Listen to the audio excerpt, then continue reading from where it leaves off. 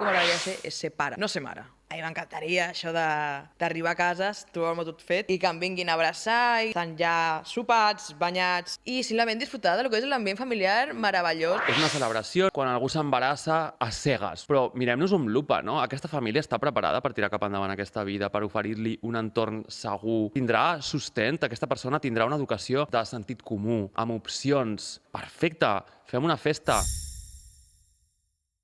Jordi, estimat, què és per tu la servitud? Bona pregunta, Glòria. Doncs mira, per mi la servitud no té un significat tan ABC 1, 2, 3 com el del diccionari, que és una cosa com molt jeràrquica, que ve de la relació que tenien els grans senyors amb els agricultors i les agricultores, no? Amb els seus servents, sinó que per mi servitud és com una posició, una actitud, un estat en el que em començo a trobar còmode, però encara no estic del tot còmode perquè té a veure molt amb la seguretat, amb sentir-me còmode amb les decisions que prenc, potser també amb la maduresa, encara que no m'agradi molt la paraula, però per mi servitud és aquest lloc en el que et sents còmode i segur, segura, per prendre decisions, navegar, tirar cap a una direcció o cap a una altra i també compartir el que et trobes pel camí. Jo crec que ara estic començant, soc novata en la servitud, en la posició de servitud. Encara se'm fa una mica raro aquest traje, però estic acostumant-me i m'encanta. Et queda increïble. Per mi la servitud és una posició performàtica davant de la vida. És com aquesta teatralització que fa que la vida sigui més gustosa, jo crec. No? La vida és això que diu RuPaul, no? La vida és un banquete com per passar hambre, no? I jo crec que la servitud pot ser des de ficar-se unes arracades xules un dia perquè et ve de gust i t'apeteix fer una miqueta...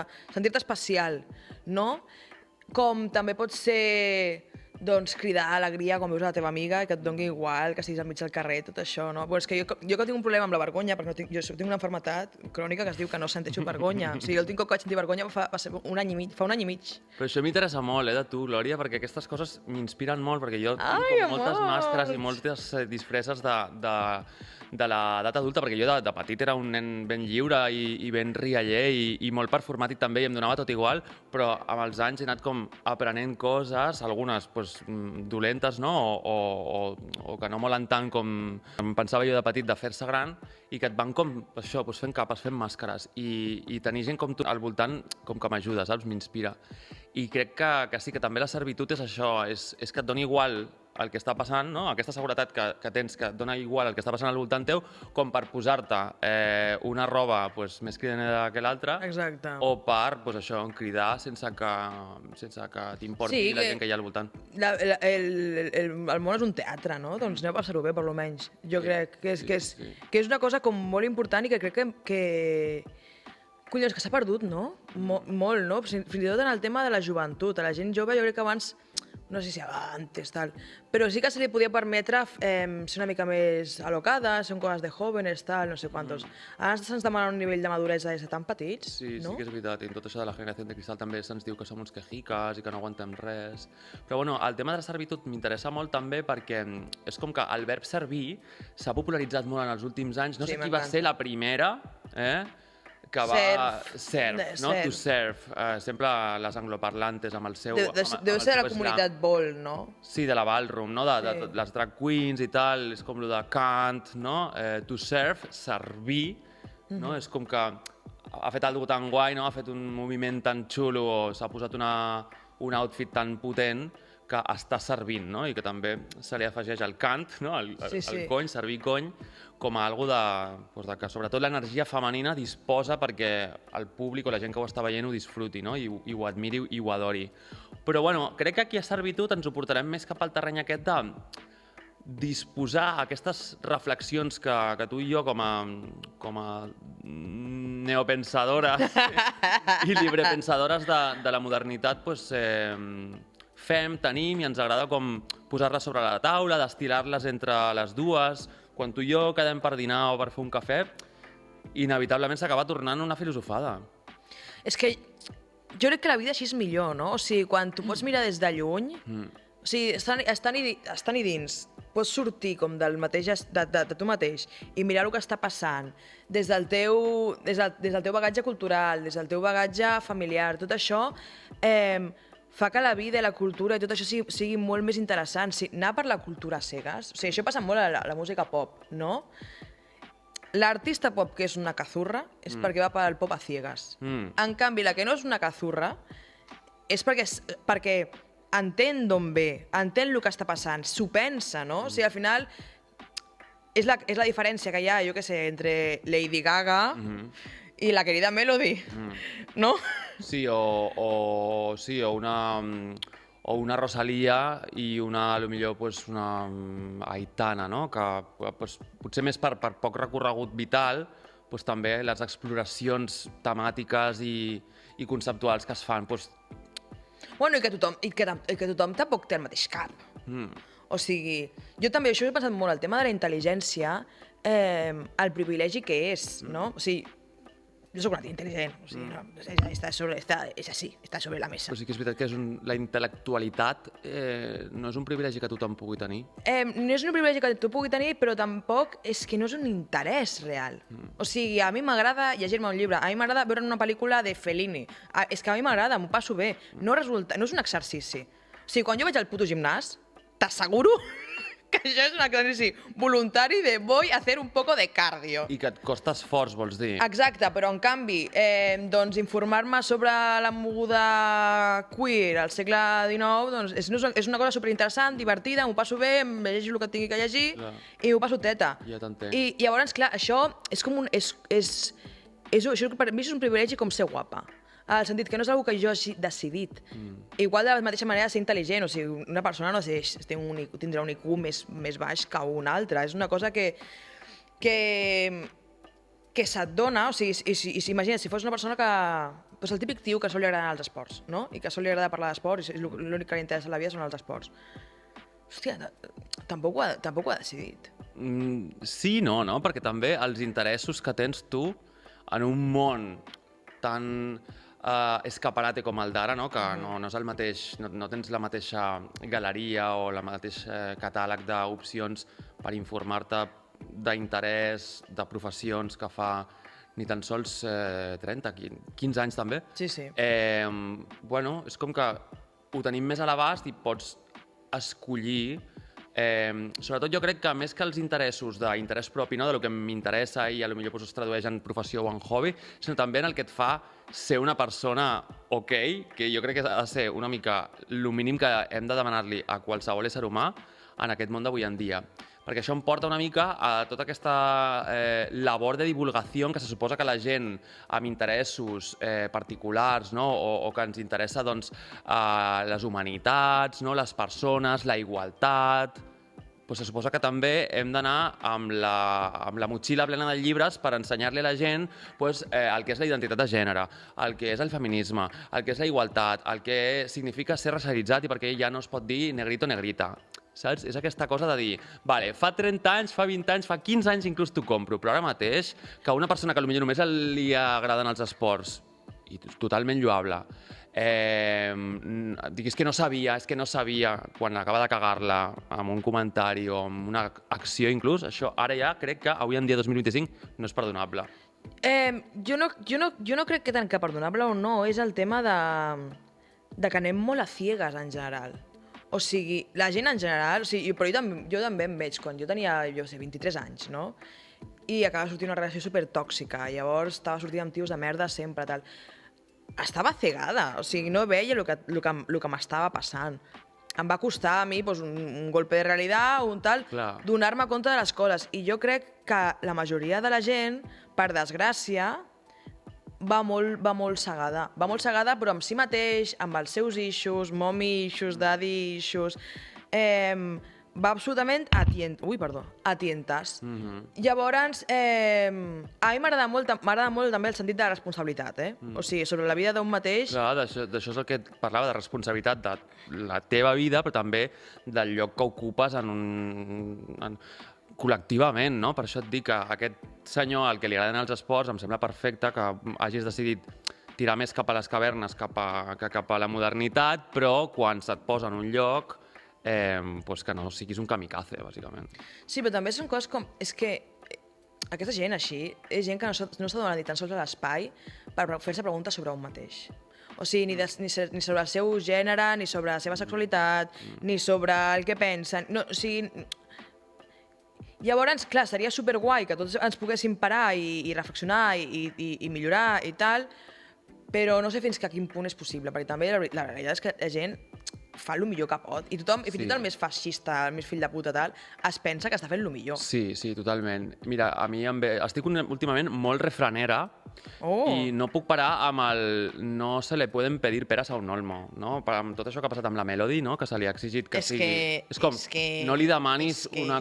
Oi? El que estàvem parlant, la diferència de Lady Gaga i Melody, Lady Gaga és una tia amb uns estudis artístics, uns estudis en humanitats, en filosofia i tal. I no només això, sinó una inquietud, també. Sí, i és una tia que ve d'un bagatge cultural, d'una família italiana de classe mitja alta de Nova York, tal, no sé quantos, que no té res a veure amb el bagatge de Melody i qui és Melody i tal. Però això té molt a veure amb el seu background i amb els seus orígens, i crec que hi ha persones que hi ha exemples també que marquen aquesta diferència, que pots venir d'un background menys privilegiat. Sí, però també és que vindre d'un background menys privilegiat i ser un portento intel·lectual i cultural tal, és que et donin amb una vareta màgica. És molt més difícil. O sigui, és molt més difícil. Passa, però és més complicat. Jo també crec que Melody té un tema d'ego i un tema d'unes coses interessants. Sí, jo crec que es vol convertir en l'última folclòrica, no? Sí, llavors quan tu et vols ficar en una capsa a la força, doncs mira, no sé, sincerament, a mi el chistito de mi prima la Lady Gaga, a mi no, o sea, mira que a mi me hace gracia cualquier mierda, te digo, Tu et rius fàcilment, no? Jo me río de todo. I tu també fas riure, també tens un gran sentit de l'humor en lo personal i en lo professional, en la teva carrera artística ha estat truncada per l'humor. És que jo és això, la vida és un festín com per no passar-ho bé. Jo sé, en sèrio, a mi em fan gràcia els traumes, em fan gràcia les pitjors merdes, em fa gràcia quan em veig lletja, em fa gràcia... No sabria dir-te un dia a la meva vida que no m'hagi rigut per alguna cosa. O sigui, és que si no la vida, és que no té sal. Totalment. Jo també soc partidari, encara que hi ha dies en què no puc parar de plorar, no surto del llit i també s'han d'acceptar. I passen. Exacte, i passen. Glòria, has dit un tema, el tema d'anar cegados, no?, per la vida. Crec que també és molt definitori, o sigui, perquè jo tinc un approach amb la maternitat, la paternitat, la criança, molt particular, amb opinions políticament bastant incorrectes, però, clar, al final és innegable que els primers anys de la teva vida et marquen, et formen, et conformen, no? Et vertebren. Tu fas servir el concepte vertebrar-te. Ai, m'encanta. Sí, que lista. I crec que jolín, al final, abans d'anar a l'escola, anem a la guarderia, i abans de la guarderia o durant la guarderia estem a casa. A casa qui hi ha? Normalment. Papa i mamà. Papa i mamà. Clar, seran les teves injeccions de personalitat, de caràcter, no? És l'ADN de després de néixer, qui te'l dona, si no, qui et cria. I normalment són papa i mamà.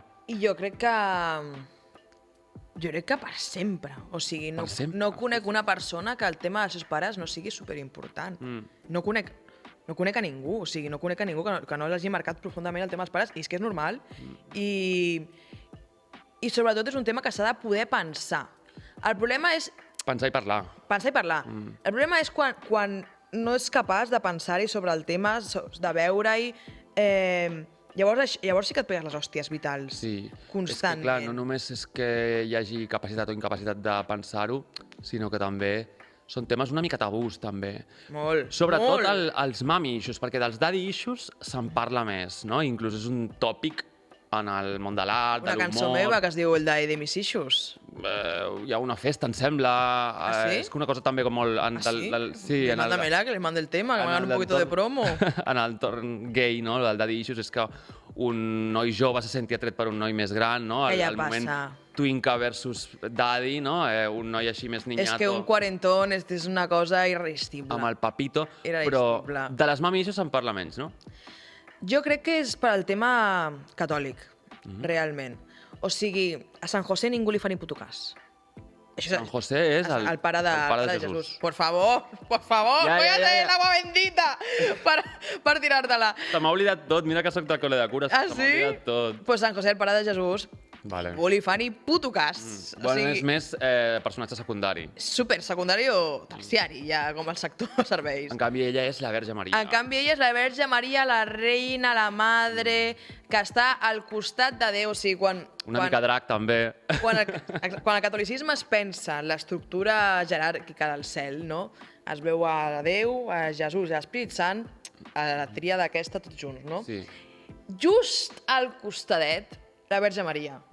Llavors, ja per sota, tota la resta. O sigui, la Verge Maria té una posició especial. O sigui, Judas i todos estos, abajo. Sí, Sant Mateo, Terciaris, els àngels... extras, exacte, figuració. I San José està allà a un quarto que no li foten ni Sí. puto cas. A San José no se Però li en fa el, ni cas. en el moment del nacimiento, en el pesebre, està allí. Però Sant José és com que li toca. O sigui, la Virge Maria era escollida, tu eres escogida com madre de Dios, tal, no sé quantos. I jo crec que això vertebra molt el tema de la diferència, com es veuen les mares en les cultures catòliques i com es veuen les mares en les cultures protestants. La cultura protestant, això de la Verge Maria tal, s'ho va carregar. O sigui, la importància que li fan a la Verge Maria no té res a veure amb la importància que li donem al catolicisme, no? I en canvi aquí és la mama, la madre. Madre no hay más que una. Madre no hay más que una, madre coraje... Ningú diu padre no hay más que uno, porque padre puede ser cualquiera. La meva besavi tenia una frase que deia los hijos de mis hijas sé que son mis nietos, los hijos de mis hijos no lo sé. I és això, que és que com que és el que surt de tu, és carron de la teva carn, i ahí la madre està, pa la buena, pa la mala, tal.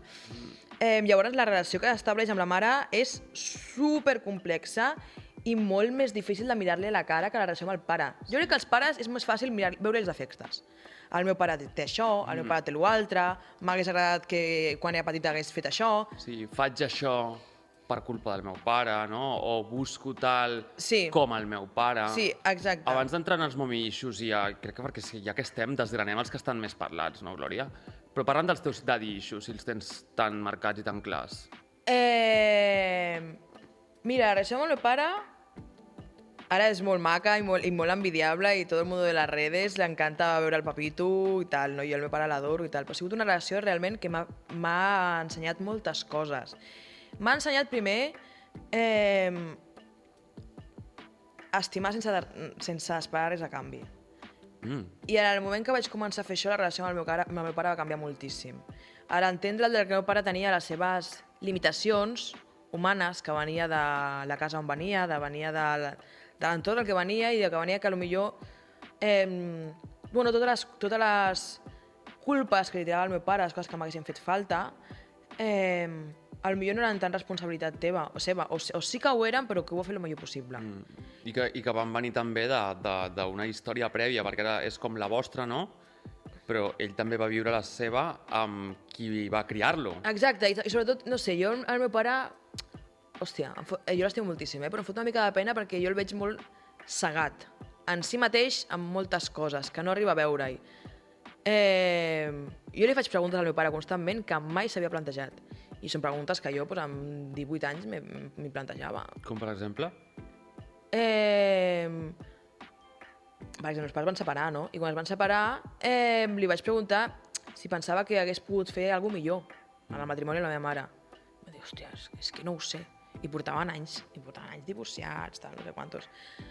Clar, ni tan sols plantejar-se amb un mateix que hagués pogut fer millor jo amb el tema del meu matrimoni. No simplement que la culpa és de l'altre o que les coses passen com passen, sinó que hagués pogut fer jo millor en aquesta situació i no és una cosa que s'ho plantegi, no? Però és que en els nois, en l'home, sobretot l'home cisgènere heterosexual, se li ensenya, se li diu que el normal és això, no tenir aquestes inquietuds, perquè tot el que sigui preocupació emocional, cures inclús, no? O cuidados, ja té un caràcter femení, significa debilitat, y suposo que, no sé, històricament lo puede poner en peligro en el momento de la caza i ja no és una opció. Bueno, i també, però també amb les dones això passa amb el complex de víctima, O ¿Cuántas mares hi ha por el planeta con complejo de víctima i de madre, coraje, sacrificada i tal? I el complex de víctima també t'impedeix veure qualsevol cosa que tu potser no has fet bé o t'has equivocat o el que sigui, Totalment. perquè com ets víctima de circumstàncies, del teu marit, dels teus fills, dels teus pares... De tenir que cuidar-los, no, també? Sí, ets víctima de tot, llavors com penses reconèixer algú que potser tu t'has equivocat. Llavors... O que ho has fet perquè has decidit fer-ho sense que ningú t'ho demani. Encara que culturalment... També és que jo sé que és delicat, això, Sí, sé no, que sí, és servituders, crec que estem llançant coses una mica incòmodes, però parlem-ne, no? Al final hi ha rols, no? I el rol que se li exigeix a la mare és fer X, Y, Z, no? Tenir tot això controlat, però al final també el que se suposa que et dona el recorregut vital i la maduresa, encara que també hi ha contextos en què el tiempo no te deja pensar ni siquiera de todo lo que tienes que hacer, però jolín, com per dir, vale, decideixo no protegir els meus fills de més. Decideixo no permetre-li al meu marit que m'aixequi la mà. Decideixo comprar-los menjar congelat i que si volen alguna més que s'ho facin ells. Saps? Totes aquestes coses jo crec que molaria que de grans ens les poguessin permetre. Ells i elles, no? Jo tinc un tema amb això perquè jo això ho dic, no? Que a mi el que m'agradaria ser és ser pare, saps? No ser mare. A mi m'encantaria això d'arribar a cases, trobar-me tot fet. I categòric, no? Els nens, nens, mami, papi, i que em vinguin a abraçar i els dic, i a sobre estan ja sopats, banyats, contents, tranquils, relaxats, i simplement disfrutar del que és l'ambient familiar meravellós i perfecte, no? Si Per això t'agradaria ser pare... m'estic fent lesbiana, per això, perquè és un projecte que tinc. Jo quiero una mujer en casa. A tu t'agradaria ser pare, però per com està dibuixada per com està dibuixat el personatge de pare I en també la pels societat. pels meus issues, que jo he viscut la maternitat de la meva família i de la meva mare, tal, hòstia, com un sacrifici, com una cosa que tens que deixar-te emportar, tens que deixar-te trepitjar. Bueno, que no tens identitat, no ets el personatge principal. Sí, no tens la identitat, exactament. La vida dels teus fills és la teva vida i tot el que fas és pels teus fills, desapareixes en el de maternitat. Llavors, clar, és una cosa com que m'espanta tant de que em passi a mi, que jo amb els meus issues dic, no, jo vull ser papà i vull estar tot el dia currant i aparèixer tal, i llavors al cap de setmana anar-me al matí a fer no sé què amb les meves amigues, ciclisme no, perquè no posso ficar-me sobre una bici la vida, i aparèixer a la tarda, el diumenge, dinem la paella i passem la tarda estupendament juntes mirant una pel·li. Fantàstic. Però ho has de pagar tot tu, i per això has de treballar molt. Exacte, això és el que m'agrada a mi, hacer billete. Et sentiries còmode? Tens ganes de tenir aquest rol a mesura que passin les dècades? No, saps el que passa? Que jo crec que arribarà el moment i em transformaré en la meva mare. T'ho juro. Jo penso que si no el sentiment de culpa, de no estar fent suficient, me arrastraria. Jo vull ser mare... Jo vull ser mare gran, jo vull ser mare quan la gent es preocupi de què et passarà, saps? Jo estar embarassadíssima i tal, superarrugada i donar com un aspecte de... T'agradaria això? Sí. Però per què? Perquè vols fer moltes coses abans, perquè no? fer moltes coses abans. I també perquè vull... que això és una imatge que et planteges, és una fantasia, no? Però m'agradaria arribar a la maternitat amb un cos I amb experiència. mental, amb experiència... És que sobretot això, jo perdoneu, però... És que crec que és el problema de la manera en la que el portar vides en aquest món ha anat avançant, no? Que tot el rato és una celebració, no? Cadascú celebra quan algú s'embarassa a cegues. Un altre cop, tornem a cegues. Vale. Però mirem-nos amb lupa, no? Aquesta família està preparada per tirar cap endavant aquesta vida, per oferir-li un entorn segur, una educació amb, sobretot, moltes dosis de sentit comú, amb obertura, no? Amb opcions.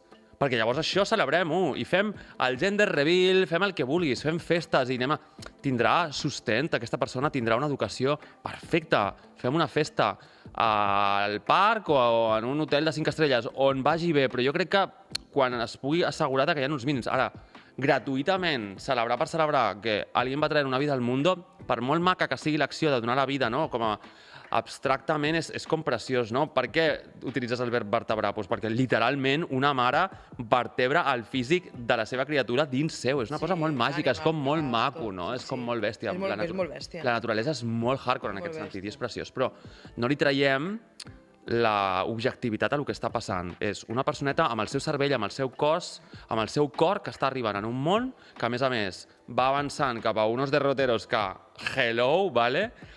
Llavors, bueno, celebrem si crec que almenys els mínims els tindrà aquest nen, aquesta nena, aquest neni en els primers 5-7 anys, que és quan se't conforma la personalitat. Llavors, festa. Però et dic una cosa, aquest és el Si no, problema, no. el problema de que la gent un poc ens ho pensem tant tot, és el problema perquè no tenim fills. I perquè són la gent més taradeta té fills. I al final I la sobrepoblació és... Elon Musk té 15 fills i la família de mínims recursos de lo que sigui i tal, amb mil traumes i tot, també té 15 fills. I en canvi la gent que estem una miqueta com més al mig, no? Pues, gent que anem a teràpia, que pensem, tal, ens ho prenem de fer una manera tan perfecta Però jo crec que ha d'haver-hi un gris, ha d'haver-hi un punt mig. Que ens paralitza, que ens paralitza. Jo no estic en el moment ara de ser... perquè soc superjove. Però mira com tu estàs rumiant, Glòria. Et dius que vols fer-ho, però que vols fer-ho d'aquesta manera i que per això significa que t'esperaràs. Però a lo millor amb el tema d'esperar-me, desgraciadament el que em passi és que no pugui tindre. O sigui, no és una possibilitat ni que em vull plantejar, perquè em fot por, Però la veritat és que si jo ara tinc 27 i no m'ho plantejo en els pròxims 10 anys, perquè és que zero ganes, 10-15 anys, clar, potser amb 42 no puc.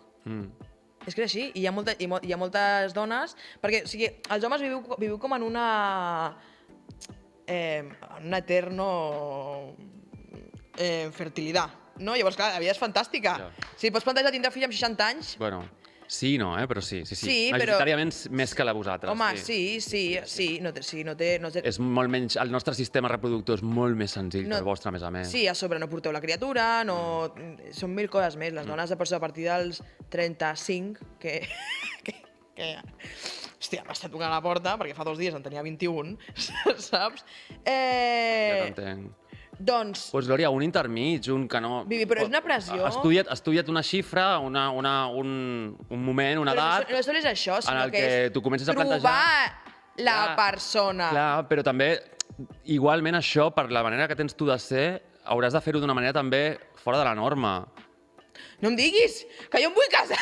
Jo em vull casar! No t'estic dient que hagis de fer... Jo vull per la iglesia! Jo no t'estic dient que hagis de fer in vitros o surrogates d'aquestes coses, Només et dic que segurament hauràs de ser com molt oberta a l'hora de conèixer gent, de dir, mira, el meu projecte vital consta d'aquesta sèrie de coses i una d'elles és... No, sí, o sigui... I així també et farà de filtre de càsting. O sigui, saps el que passa? Que tots els homes, o sigui, de la meva vida he conegut algun que no vulgui tindre fills. O sigui, un home hetero, perquè clar, tindre fills per un home hetero és una cosa chill, fantàstica, meravellosa, divertidíssim. Però per una dona, que suposa que tot aquest esforç físic, tot un esforç vital, o sigui... L'impacte que té en el teu cos... Si no és l'impacte que té en el teu cos, la teva vida, la teva carrera, tal, no sé quantos. Si no, hi hauria dones amb carreres moltíssim més exitoses les que hi ha. Llavors, servitud express? Va, fem-la, sí. Perquè tinc 2 idees que vull posar sobre la taula que tenen a veure amb els mommy issues, però són potents. Llavors, potser si respirem una miqueta abans, millor. Servitud express. La servitud express meva d'aquesta setmana és el disc de Pink Panthers, que a tu també t'agrada molt, no? Molt divertit. Com es diu el disc? Come talk to me. Come on. Però la Pink Panthers, que és britànica, no? Sí. Va treure Fancy That, apunteu, Fancy That a principis de maig, i mola mogollon, perquè, hòstia, és com un pop molt 2000ero, té samples acreditats de gent com Basement Jaxx, és un pop UK que em recorda a bandes com les Mystic, a So Solid Crew, aquesta cosa, al pre-Sugar Babes també una mica. Pink Panthers, estic obsessionat, Fancy That, escolteu-lo, és lo más. I tu? Jo soc molt fan de Pink Panthers, em sembla una tia superdivertida, que fa una música molt divertida sobre una tia molt intel·ligent, em sembla. Quin seria el teu servitud express? És l'òpera Pagliacci de Leoncavallo, que és una òpera espectacular. Mira, hi ha dues versions que m'agraden molt, que estan a YouTube. Tenim la de Plácido Domingo, que és una versió cinematogràfica, diguem, o sigui, fan una pel·lícula com de l'òpera. Un moment, com és de fort que jo recomani una popstar que deu tenir com 24 anys i tu, Gloria del Toro, recomanis una òpera? O sigui, és que jo soc molt ets fan de l'òpera. impressionant. És que soc una cabecita pensant... Jo soc molt És fan. molt- O sigui, la és molt primera fort, lo música... teu. No, però a mi la primera música que a mi... Jo soc cantant, però a mi la primera música... I vaig estudiar durant molts anys líric, i la primera música que a mi em va impactar fort va ser l'òpera. Amb 15 anys, Maria Callas em va canviar la vida. Em va canviar la vida. O sigui, jo vaig descobrir uns colors, vaig descobrir uns sentiments, vaig descobrir unes coses que Bueno, és que és una disciplina també com molt... em van omplir el món. Molt dramàtica, no? Molt potent. Per mi, hi ha músiques que estan més a prop de Déu que unes altres, ¿vale? Com la Verge Maria, diguem-ne. I l'òpera està en una posició de la Verge Maria. O sigui, l'òpera i el flamenco són músiques que toquen una cosa molt especial. Molt especial... No sé, és com que t'obrin el pit. I Pagliacci i després la Plácido Domingo, que és una versió cinematogràfica, i després la de Pavarotti, que per mi el millor Però Pagliacci és això són Pavarotti. diferents versions d'una mateixa òpera que es diu Exacte, Pagliacci. Pagliacci. Pagliacci, que he dit payasos. Ah. Que és una òpera... O sigui que és una mica Chapel Roan.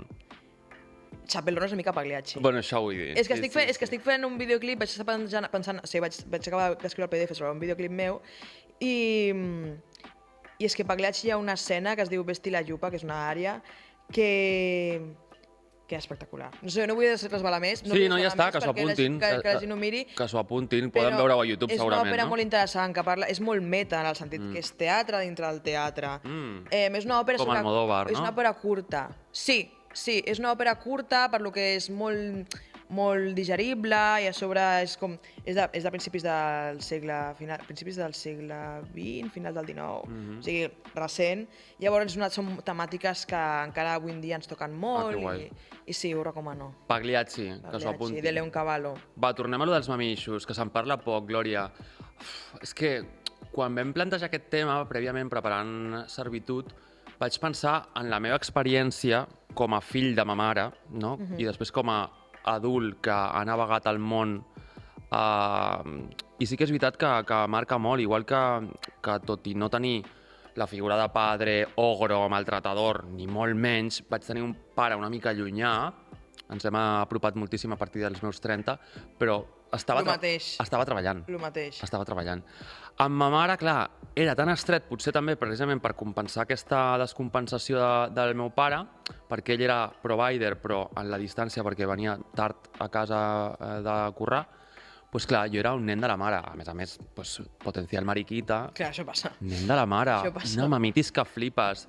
I tot i que de gran he pogut soltar, i de fet he volgut i he necessitat soltar, suposo que és natural, mare, no t'enfadis, m'he donat compte de l'impacte de la sobreprotecció de la meva mare, i després també ho he vist en la meva germana, però clar, jo ho he viscut en mis carnes, quan vaig començar a navegar el món, sobretot a conviure. El moment en el que vaig compartir pis per primera vegada, que a més va ser a València, perquè jo em vaig passar un any i mig a València a principi, diguéssim, de la vida laboral. Estudiant o treballant? Estava acabant d'estudiar disseny gràfic i estava fent les pràctiques i les vaig fer allà.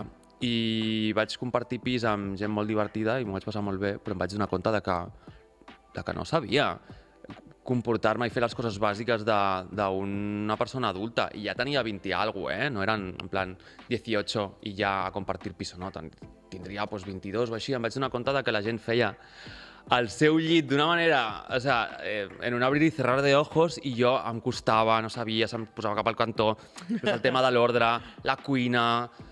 Ostres, em vaig donar com pam, en tota la cara amb totes les coses que ha fet la teva mare per tu i que no t'han permès espavilar potser tan ràpid com els altres. Em vaig donar compte quan vaig començar a compartir pis i això, tot i que agraeixo moltíssim l'educació que m'han donat a casa meva i l'amor que hi ha hagut a casa meva, a mi no m'ha faltat afecte, encara que el meu pare estigués lluny, a la seva manera em mostrava el seu afecte, i per part de ma mare, o sigui, és que me'n sobrava, o sigui, és que adoré. Doncs clar, hi havia aquesta sobreprotecció, aquesta recollir merda de més, no?, que m'ha fet ser com soc i que he hagut d'espavilar a la força. Jo crec que el problema d'això és Primer, com se'ns cria diferent als homes i les dones. O sigui, per exemple, a casa meu, una diferència en com se m'ha criat a mi. Clar. I les coses que se'm demanaven a mi, i les coses que he pres jo, i les coses que ha pres el meu germà, no té res a veure. El meu germà fa coses en plan rotllo. Jo visc a una casa allà a les Planes, no? I una casa de camp. I llavors el meu germà fa coses com anar al pou de la caca i ficar una manguera i enxufar-la i desatascar el pou de la caca. A mi això no se'm demana. A mi això no se'm demana. Però, claro, jo faig cafès, faig dinars... Reculls la taula, segurament, cuido, no? Sí, col·loco, tal, m'encarrego... I el meu germà s'encarrega de moltíssimes coses, per exemple, el meu germà s'encarrega de fer la compra i tal, perquè jo tinc que dir, jo soc zero domèstica. O sigui, ho sé fer tot. Menys ficar una rentadora. És de lo més fàcil. Cajetilla, tal, me pongo en modo padre años 50. Però ho sé fer tot, però no m'agrada fer-ho gens.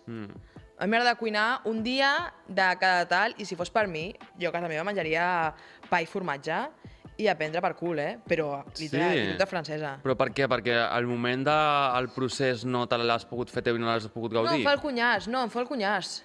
Fa mandra. Sí, o sigui, a mi m'agrada molt currar, m'agrada molt el business, m'agrada molt l'entertainment... Ets pancaire, li poses moltes hores a tot. Sí, perquè m'apassiona. Però a un guiso no li vols posar? Sí, no, sí que li fico, però per Setmana Santa. Per Nadal. Especial. I cuino molt bé, cuino de puta mare i tal. I també m'agrada molt fer postres i tal. I sí que, escolta, un diumenge d'un torrón vaig a fer-me un bizcocho. Però amb això del dia a dia, lo domèstic, que és el puto dia a dia, ho detesto.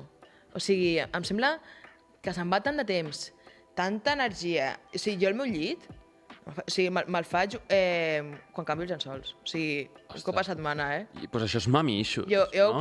Perquè t'ho feia abans ta mare. Sí, o si alguna persona que treballava a casa ho feia persona que treballava... Però és que... Tenies servei, tenies servitud. Explica'm això una mica. Bueno, jo quan era petita econòmicament ens anava bé. A casa ens anava bé, el pare enginyer i ens anava bé perquè el boom immobiliari ens anava bé. Llavors tenia una persona que venia, no sé si 2-3 cops a la setmana, als matins, uns matins. I bueno, ajudava a la casa. Moneda. Ajudava a la casa. Moneda. Tu no has tingut mai servitud? No. Buf. Mai. Hem tingut a casa, gràcies a que el meu pare treballés relacionat amb Apple, quan Apple va arribar a Espanya molt abans de les Apple Stores, era amb distribuïdors com oficials, però, hòstia, una cosa que, bueno, la comenta i potser per molta gent serà com i jo tenia un PC, però a casa meva hi ha hagut sempre els últims Macs que han sortit, no? Jo vaig tenir l'iPod quan va sortir, perquè, clar, al meu pare li sortia per potser un 40% del preu de tendes. I jolín, sí que hem tingut els millors ordinadors a casa. Això era el teu marcador de classe. Això era el teu... Això et donava una miqueta de...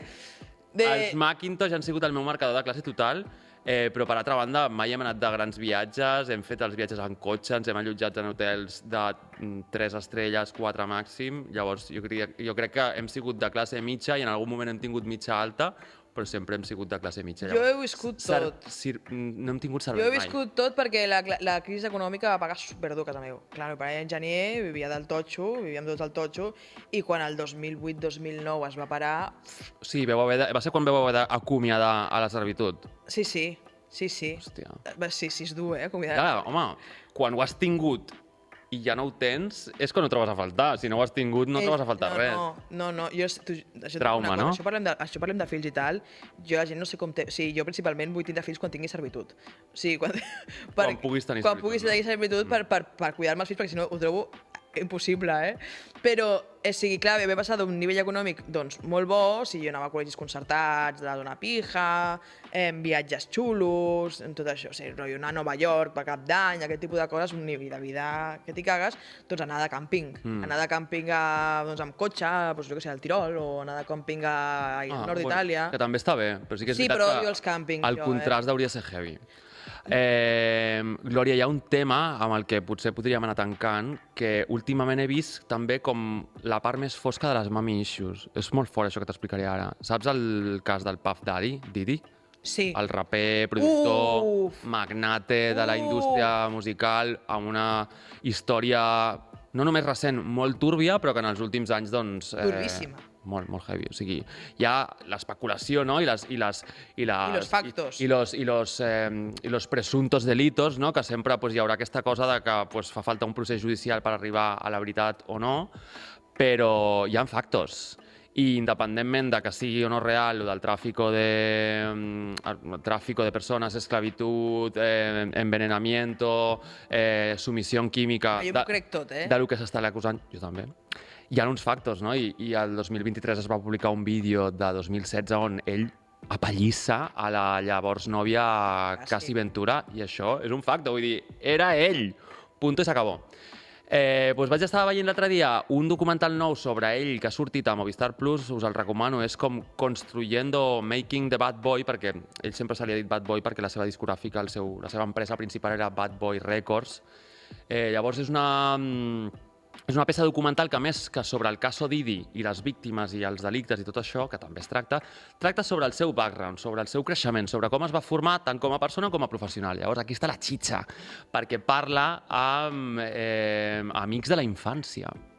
Clar, amics de la infància, amics que t'expliquen... Hòstia, quina servitud, L'has de veure, Glòria. Mira, és la quantitat de merda que estic fent com una mosca ja. Estic fregant les mans i m'estic pantanant. Pues saps què va passar amb Puff Daddy? Que ell es va quedar orfe de pare molt jove, perquè el seu pare era, sorpresa, un gàngster de pistoles a Queens, Nova York. Pues el seu pare el van matar en un tiroteig i es va quedar orfe, clar, només tenia la mare. Què passa? Que per la gent, pels entorns que tramitava la seva família, sobretot el seu pare i la seva mare, doncs, fiestes de gàngsters i tal, la seva mare doncs, va heredar un munt de calés i va seguir una mica amb aquest estil de vida. No és que hi haguessin tiroteigs a la casa del Puff Daddy quan era petit, però hi havia abrigos de pieles, festes, moltes festes als caps de setmana, i aquí és on vaig. El seu amic explica que els dissabtes a la nit era normal que hi haguessin xulos, prostitutes, prostitutos, homosexuals, lesbianes, ho diuen també amb un llistat que sembla que tenga que ser malo. Però em fa molta gràcia perquè t'explica... Prostitutos, homosexuals i lesbianes. Sí, la manera en què ho llisten és una mica problemàtic, però bueno, explica que el Puff Daddy s'aixecava a fer pipí a les 2 de la matinada del dissabte i es trobava, potser al lavabo, a gent prenent drogues, o es trobava al dormitori del costat a gent follant. Llavors, clar, com que no t'ho diuen directament, però et deixen caure que té un vincle molt directe, i després quan parla una professional sobre els traumes d'aquest tipus, doncs et diu que clarament això està vinculat, no? I que probablement va veure coses que van determinar la seva adultesa, no? I que després tingués aquestes inclinacions no només problemàtiques i violentes, sinó també no normatives, perquè clarament tot el que ha passat, estan sortint en els judicis, estan sortint més víctimes i prostituts homes que dones. És un tio que aquesta relació amb la seva mare el va marcar molt. Sí, jo no sé, he vist uns vídeos a Instagram que no sé si és veritat o no, però es veu que la mare de P. Diddy estava involucrada, la mare, en el tema dels freak-offs, estava dins de tot, o sigui, i ho estic dient molt chill, No, i que presumptament... Presumptament jugant amb la que era la protagonista de tot això, que era Cassi. Clar, perquè els freak-offs, resumint, eren aquestes festes que ell muntava... He vist un vídeo... Però resumim-ho per servituders. Era aquestes festes que muntava el Puff Daddy i que gravava, i que bàsicament l'espectacle se'l muntava ell contractant a prostituts i a prostitutes i obligava a mantenir relacions a les seves nòvies o dones de llavors, en aquest cas la Cassi. Ja està. I que també que tancava la Cassi en un bressol. Hòstia, en una cuna. I li donava com un biberón de su leche, ¿vale? I això ho he vist un vídeo, que dice, estan saliendo en el caso, tal, clar, no sé si... És que no sabrem mai si és veritat o no, tal, però... Home, jo crec que P. Diddy té coses de persona que ha sigut abusada, de petita.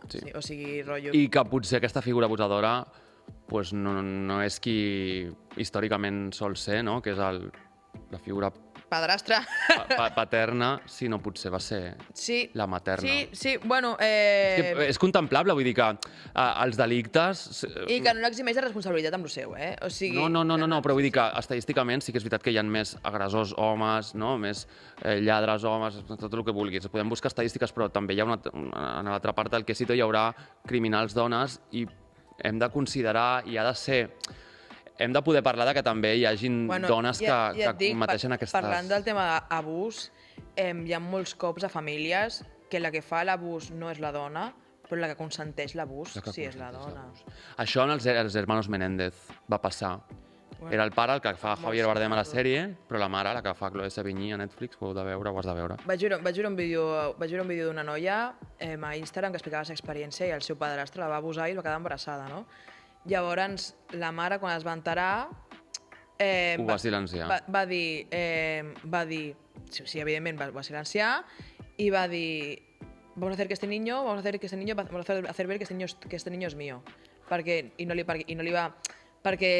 estava... Hi ha moltes mares que els agafa això, la neura aquesta de mi hija me quiere quitar a mi marido, mi hija me quiere quitar a mi marido, que són coses molt... Però no, però és un argument que estic dient que en aquest tipus d'abusos passa, no? Mi hija me quiere quitar a mi marido i llavors, en canvi de fotre la meva filla fora de casa perquè m'ha quitat mi marido... O sigui, esto no ho planteava així, una noia latina. En canvi de fotre fora de casa a la meva filla perquè estic molt cabejada amb ella perquè m'ha robat mi marido, però clar, també tinc por que el meu marit se'n vagi darrere d'ella, vale? Doncs millor mantenc aquí a tota aquesta estructura muntada, tot lligat, con tal de no perder el macho. Con tal de no perder el macho. Això és que és molt fort. I passa molt. O sigui, perquè, aviam, jo crec que quan passen coses així, la majoria de mares saben. La majoria i que són les més coses més fotudes del planeta. I segurament amb la intenció de creure estar fent el millor pels seus fills prenen les decisions que prenen. Uau, quina manera més heavy de començar la servitud, Jo sí que són mamiixos de los gordos, Que fort, Glòria. Jolín, doncs haurem de tornar a obrir aquest meló en algun moment. Hòstia puta, és que és un meló intens, Carinyo, ha sigut un plaer. Igualment. Vam servir? Hem servit. Hem servit.